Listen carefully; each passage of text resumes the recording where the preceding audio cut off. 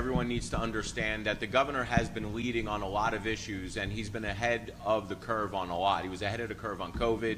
He was ahead of the curve on DEI. He was ahead of the curve on immigration.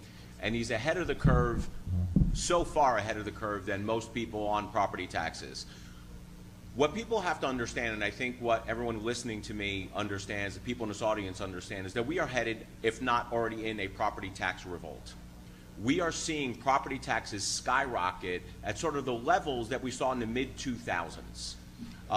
In the mid-2000s, not different than what we're seeing right now. You've seen a rise in property values, a corresponding rise in property taxes, and then governments have expanded beyond their wildest dreams.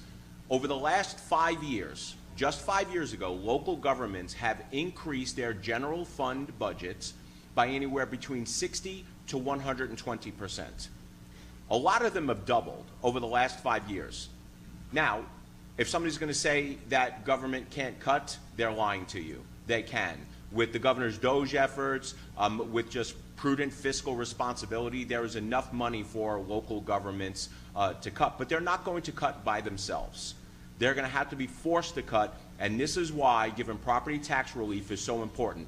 I did 2 events yesterday, one in the Villages, which is part of my district, and one in Hernando County as part of my district. Governor, we haven't had an opportunity to talk about this, but in total there was about 300 people in both of those events. And I asked the question, would you rather have a sales tax cut or a property tax cut?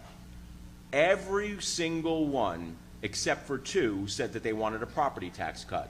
Now the 2 were Canadian, so I understand why they wanted the sales tax cut. But I don't understand, and it's not just them, Governor. I'm going to tell you. Why don't we do this room?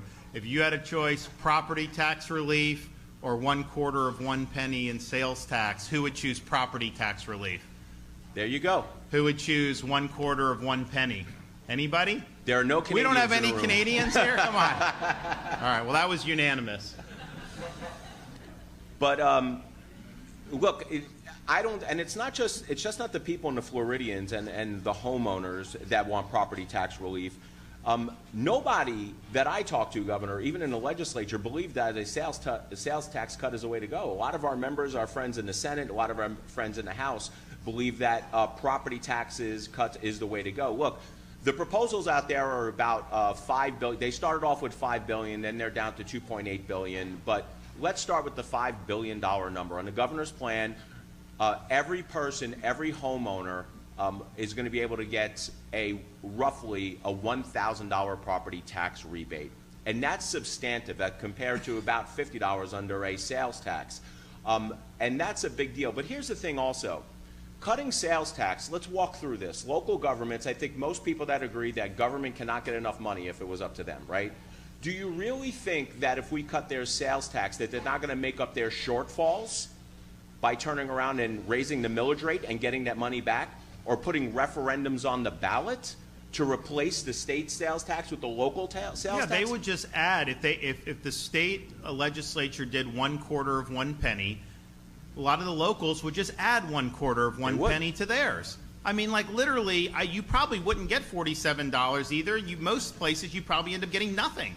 And it would obviously kneecap the ability to do property tax relief at the state level. Yeah, look, so this idea that they're going to save $56 or whatever it is I just think it's a lie. Because locals are just going to raise and they're going to replace that revenue. The only way to get locals to cut their budgets is by substantive tax reform, and that's what Governor is talking about. He's floated a bunch of ideas, doubling, tripling the property tax exemption. He's talking about taking the next 6-7 months and really investigating and see how we can get rid of property taxes for homesteaded properties. These are big ideas. These ideas that are the ones that attract people to live in the state of Florida, and that's why we have the moniker, the free state of Florida. So I can tell you, Governor, that from my perspective, from the people that I talk to all the time, including my colleagues, nobody wants sales tax relief.